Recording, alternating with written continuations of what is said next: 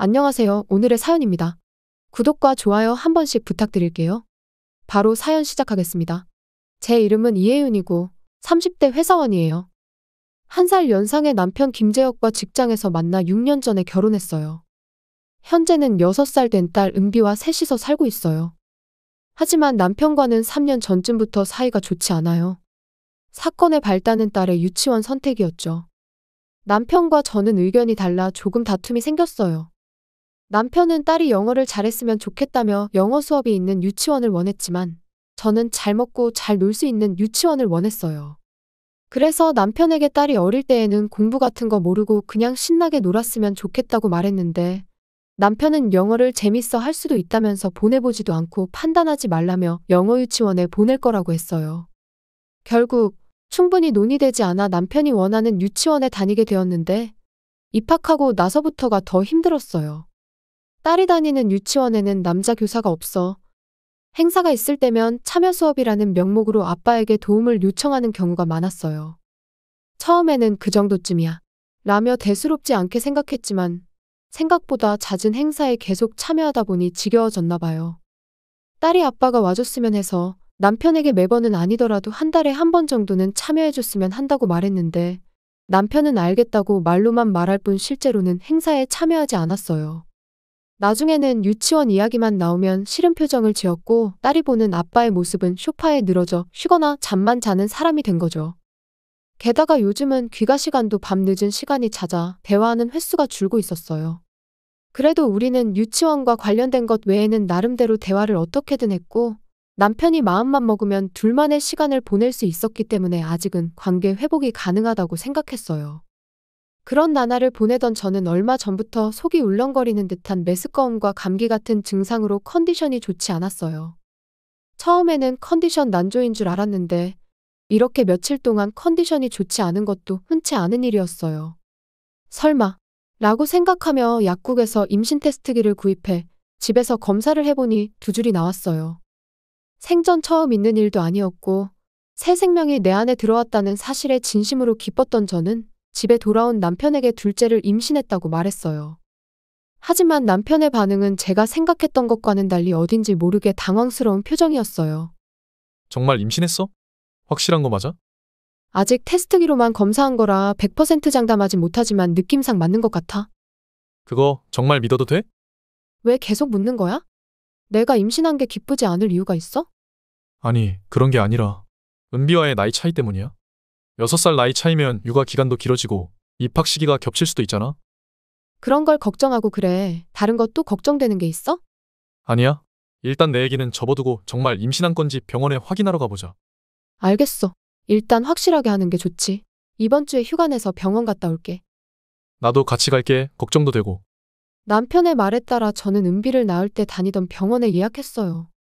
그때 선생님이라면 이번 출산도 안심하고 맡길 수 있을 것 같았기 때문이죠.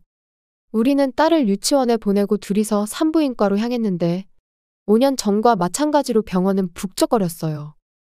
혈액검사 등 검사를 마치고 남편과 이야기를 나누며 진료를 기다리는데 젊은 간호사가 말을 걸었어요. 이혜윤님, 잠시 시간 괜찮으세요? 네, 드디어 진료인가요? 진료실에는 저도 들어갈 수 있는 거죠? 아니요. 우선 산모님만요. 일어서려는 남편을 마다하고 간호사는 저만 휴게실로 안내했어요. 간호사는 아직 20대 초반 정도의 젊은 사람이었어요. 딸을 출산한 5년 전에는 없었을 거예요. 휴게실에 들어가 마주 앉은 뒤에도 간호사는 뭔가 당황한 기색이 역력했어요. 그런 모습에 저는 검사 결과가 좋지 않은 건가? 라는 생각이 들었어요. 그래서 간호사에게 검사 결과 때문에 그런 거냐고 물었는데 간호사는 그것과 별개로 대화를 나누고 싶다고 했어요. 아니요. 그것 때문이 아니라 아까 함께 계신 분은 남편분이신가요? 그녀는 겨우 말을 꺼냈다는 느낌이었어요. 네, 맞아요. 제 남편인데요?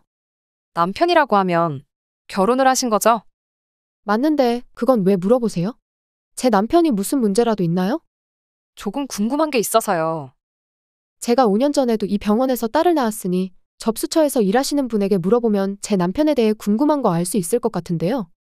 뭔가 캐묻는 것 같아 불편해진 저는 짜증을 감추지 않고 말했어요. 하지만 간호사는 저보다 더 짜증이 난 듯이 더 강한 어조로 말하기 시작했어요. 지금부터 제가 말하는 건 산모님께서 꼭 알아주셨으면 해서 말씀드리는 거예요. 알아주셨으면 한다고요? 지금 당장 그 사람과 이혼하세요. 뭐라고요? 그게 무슨 소리예요? 죄송합니다만 그 사람과는 이혼하는 게 좋다고 저는 생각해요. 여보세요. 지금 제정신으로 하는 말이에요? 저 정신 멀쩡해요.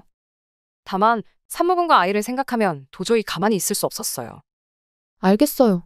제가 이해할 수 있도록 차근차근 말해주시면 안 될까요? 간호사의 이야기는 이러했어요. 한 달 전까지만 해도 다른 산부인과에서 근무했었다고 해요. 그곳에서 출산했던 부부.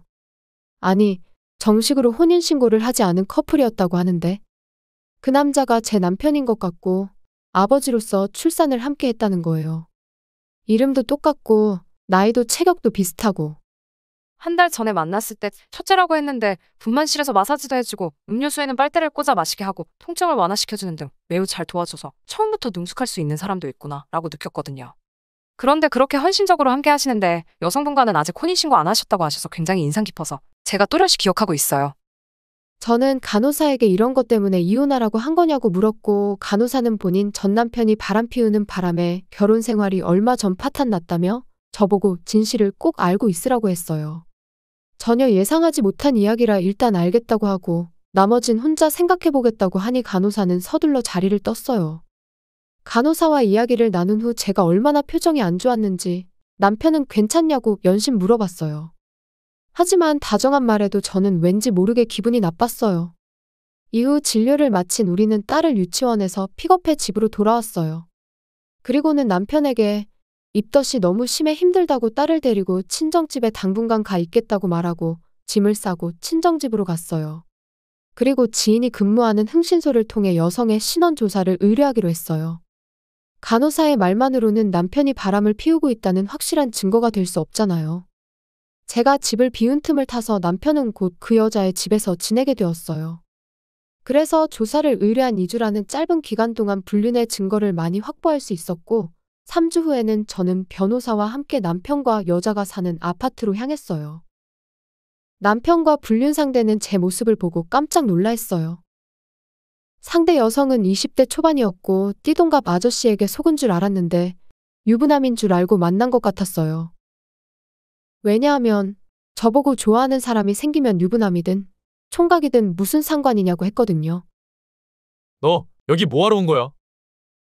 변호사님 데리고 아기 얼굴 보러 온 것 같아? 제가 황당해하며 이혼을 논의하러 왔다고 말하자 남편은 미소 지었고 여자는 잠든 아기를 안고 당당한 태도를 보였어요. 남편은 계속 저한테 이혼하고 싶다고 말하고 싶었는데 다 들킨 마당에 전부 다 말하겠다며 2년 전부터 상간녀와 사귀기 시작했고 지난달에 아이가 태어났다고 했어요. 아이가 태어나기 전에 이혼하려고 했는데 괜히 머뭇거렸다며 이 여자한테는 자기밖에 없으니 능력 있는 저는 혼자서 아이 키울 수 있으니 남편은 상간녀한테 가겠다고 했어요. 그런데 말이야. 이쪽은 아이가 태어난 지 아직 얼마 안 됐으니까 위자료는 감액해 줄 수 있겠지? 왜 내가 위자료를 감액해줘야 해? 너가 먼저 이혼하고 싶다고 말했으니까 당연한 거 아니야? 차라리 위자료 없이 재산 반씩 나눠서 끝내는 게 어때? 남편의 능청스러운 발언에 저와 변호사는 서로 얼굴을 붉혔어요.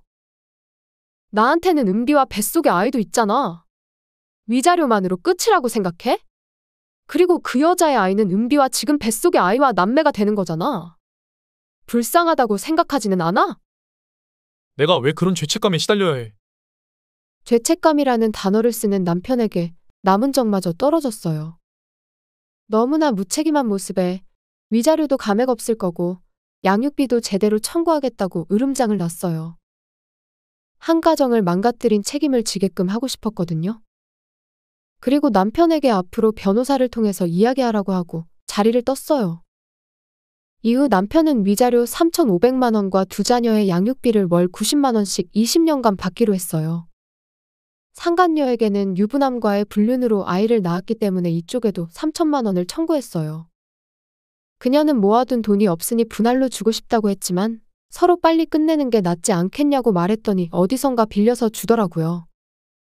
남편이 바람 피운 사실은 회사에도 소문이 난 것 같은데 양육비를 계속 줘야 하니 손가락질을 받으면서도 그만둘 수 없어 일은 계속하는가 보더라고요.